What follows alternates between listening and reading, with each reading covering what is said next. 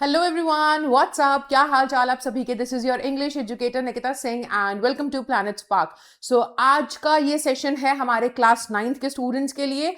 आप लोगों के एग्जाम में राइटिंग स्किल्स में स्टोरी राइटिंग पूछा जाता है और बहुत से स्टूडेंट्स एक्चुअल में इसी पोर्शन से घबराते हैं।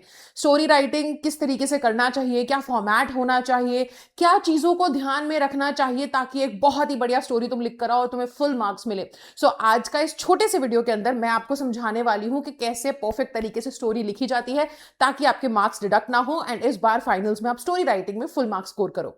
चलो तो शुरू करते हैं। सबसे पहले आप समझो बेटा कि 5 नंबर का आता है ये स्टोरी राइटिंग। सो ये लॉन्ग राइटिंग टास्क में हम इसे गिन सकते हैं, ये 5 मार्क्स का रहेगा। राइट, अब इसके अंदर हमेशा ध्यान रखना, एक स्टोरी लिखने से पहले आपको कुछ चीजें पहले से दिमाग में सोच के रखनी है। सीधा पेन उठा करके नहीं लिख सकते आप। आपको क्या क्या दिमाग में रखना पड़ेगा? You need to think about the characters. पहले तो प्लॉट होना चाहिए। राइट, आपके दिमाग में एक प्लॉट होना चाहिए कि कहानी में होने क्या वाला है। ठीक है, मेरी कहानी होगी क्या। राइट, आपको यह पता होना चाहिए। आप पहले सोचेंगे, आपकी स्क्रिप्ट तैयार होनी चाहिए। फॉर एग्जाम्पल आप देखिए ना, जब भी हम लोग कोई मूवी देखते हैं तो बेटा ऐसा तो होता नहीं है कि एक्टर सीधा जाकर के एक्ट करने लग जाते हैं।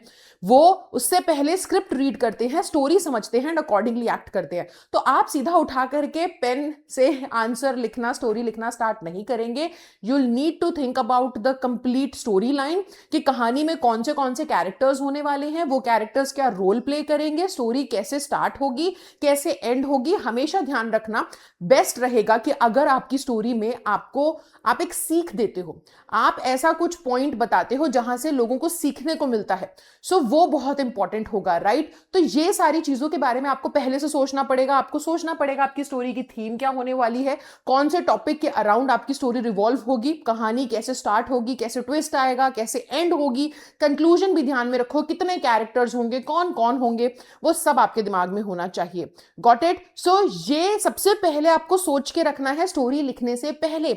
अब उसके बाद बेटा जो चीजें आपको ध्यान में रखनी है वो ये सभी चीजें हैं। सबसे इंपॉर्टेंट पॉइंट है कि give an appropriate title to your story. एक स्टोरी जब आप लिख रहे हो तो उसका एक प्रॉपर टाइटल होना चाहिए। यहां पे मैं आपको बता दूं, इसमें कोई फॉर्मेट नहीं है।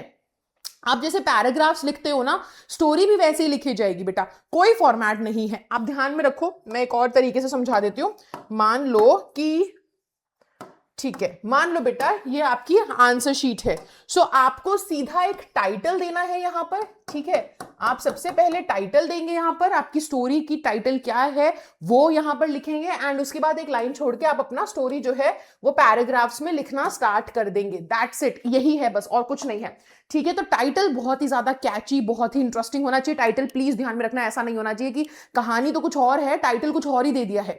ठीक है, कहानी का जो टाइटल है वो एप्रोप्रिएट होना चाहिए, उसमें मेल खाना चाहिए, वो उसमें कोई कनेक्शन होना चाहिए। अब दूसरी चीज, आप टाइटल देंगे लेकिन स्टोरी के साथ क्रिएटिव रहो। जितनी क्रिएटिविटी है वो सारी क्रिएटिविटी दिखा दो।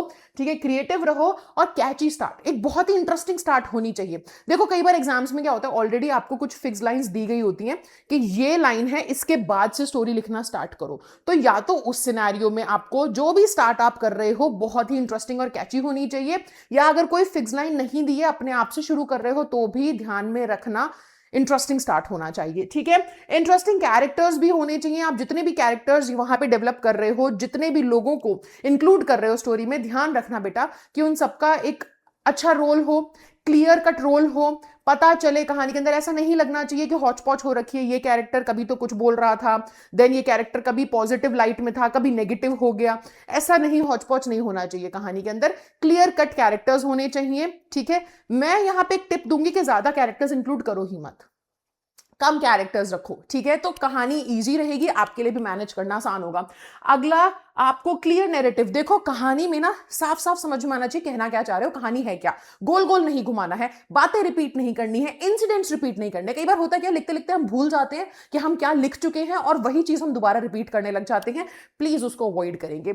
अगला है डायलॉग्स। बहुत इंटरेस्टिंग, अगर आपको अपनी स्टोरी बनानी है उसके अंदर डायलॉग्स ऐड करो। रिपोर्टेड स्पीच हमने सीखा है ना, तो कोटेशन मार्क्स डाल करके डायलॉग्स ऐड करना स्टार्ट कर देना अपनी स्टोरी के अंदर, बहुत इंटरेस्टिंग बनेगी। सारे डायलॉग्स ही नहीं होने चाहिए, कहीं कहीं कहीं डायलॉग्स होने चाहिए, ठीक है। अच्छा, कंक्लूजन जरूर कीजिएगा, स्टोरी के अंदर एक कंक्लूडिंग लाइन जरूर होनी चाहिए, यानी कि कहानी खत्म कैसे हुई है, क्या सीख मिल रही है, मॉरल ऑफ द स्टोरी क्या है, वो क्लियर कट पता चलना चाहिए। एंड फ्लो मेंटेन करना है बेटा, ऐसा नहीं होना चाहिए कि फर्स्ट पैराग्राफ में कुछ और ही बात हो रही थी, फिर उसके बाद कहानी में कुछ और होने लग गया, फिर लास्ट में कंक्लूजन तो कुछ और ही मिल गया। एक फ्लो होना चाहिए, पता चलना चाहिए, बिल्डअप होना चाहिए कि कहानी में पहले ये हुआ, then this thing led to this, and फिर लास्ट में कंक्लूड हुआ है। सो इस तरीके से स्टोरी लिखी जाती है, ये चीजें आपको ध्यान में रखनी होंगी। आई होप आपको ये लेक्चर अच्छा लगा होगा, चीजें सारी समझ में आई होंगे। And yes, if you want to improve your English, if you want to be more confident in English, तो जरूर से जाकर के डिस्क्रिप्शन में प्लैनेट स्पार्क की वेबसाइट को चेकआउट करें। वहां पे आपको बहुत सारे इंटरेस्टिंग कोर्सेज मिलेंगे, बहुत सारी इंटरेस्टिंग चीजें मिलेंगी जो कि श्योरली आपको हेल्प करेंगी आपकी इंग्लिश इंप्रूव करने में। आई नो मेरे क्लास 9 के स्टूडेंट्स काफी ज्यादा घबराते हैं इंग्लिश को लेकर के, वोकैबुलरी में ज्यादा कॉन्फिडेंस नहीं आता है, और इंग्लिश बोलने की बात तो भूल ही जाओ। सो परेशान होने की जरूरत नहीं है, go and check out the description box, वहां पे लिंक गिवन है। और आई होप कि आप लोग की ये लर्निंग जर्नी हमारे साथ प्लैनेट स्पार्क के साथ बहुत ही अच्छी रहे। So I will see you in the next video, तब तक के लिए bye bye, take care and thank you so much.